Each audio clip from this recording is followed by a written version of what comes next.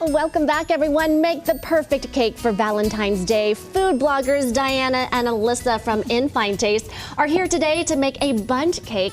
But what makes this one so special for Valentine's Day is what's inside of the Bundt cake. Yes. We have a little surprise heart inside of this cake when you slice it open, which makes it super fun and super festive. It's really cute. Isn't it? I love it. The little hidden heart. The hidden heart isn't hard to make. No, not at all. It's tricky. And we're going to show you how. Let's get started because we have a lot of steps, right? So the cake first, I've just got a white cake mix in here. We like white instead of yellow because we like the contrast of a whiter looking cake. So I'm going to add to this 5 egg whites. I'm adding oil.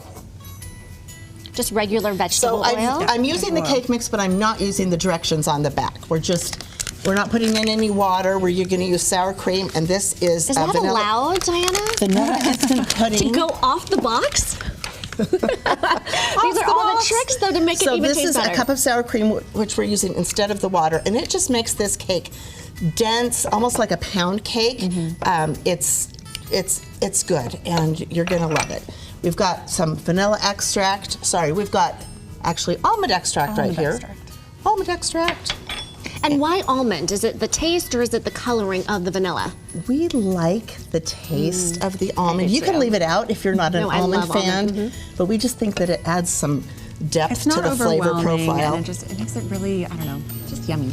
Yummy, and just a little bit more depth of flavor. Yes. And so, again, going back to the box ingredients, what did you switch out? The water for? So normally it calls for water and oil and eggs. And so we do sour cream, add pudding mix, oil, and egg whites. Egg whites. Egg whites. And so again, the egg whites is for the color. We like to try to keep it as, it's still, you can see it's still kind of got a yellow look, but it's the lightest we can make get with that, I like the tricks that you make. So she's gonna put about 1/3 to 1/2 of that batter in the bottom of this Bundt cake pan.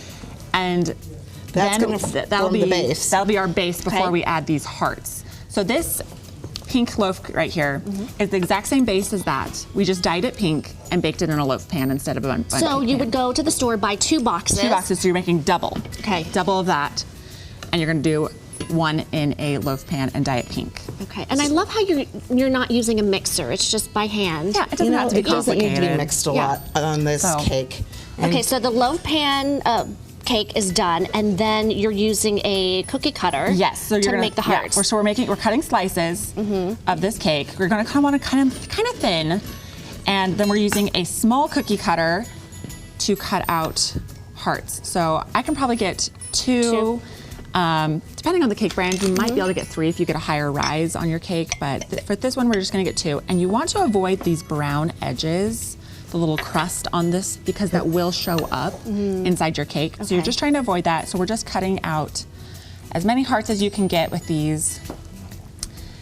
And then we're gonna place them in this batter right here. She's gonna put them in upside down. Upside down? Upside that's down. True, so everything is when you flip the cake over, you get the hearts right side up. So the goal is to, again, we're putting in these upside down, point side up. You're trying to create a seamless heart all the way around. That's kind of your goal here. So you're gonna put them in here, and we're just gonna try and space them out, and then we're gonna try and just like fill it in again, all the little gaps, make sure that it is as seamless of a heart as you can get. Because you have to make sure that every piece gets a heart. That is your hope. That when you slice in, you get as many, every piece has a perfect heart. Depending how you slice it, if you don't slice perfectly up and down, you might get a little oval. But it might be a little wonky, but for the most part, you should get hearts in almost every single slice. How many cakes have you made and trial and errors? You know, there's a few. And you're going to notice that she's going to have the hearts tighter towards the middle, and they'll fan out a little bit more as they go to the edge, just because it's just the nature of it with it being a circle. This is almost perfect, the number of hearts from the loaf pan cake. Yeah, so we're just trying to squeeze them all in here. You can force them a little bit if it's a little tight, again, because we want as few gaps as possible here. And so after I get these in, we're gonna top off this batter. Sure. I'm going to start just doing blobs of it along the top with a spoon, because I want to be gentle while I'm covering these. I don't want to break the cake because I whapped it on or because I... So just gently, when you're putting the top on, to not mess with the formation of the hearts, right? Right. Okay. Do you want me to finish that while you start the frosting? Sure.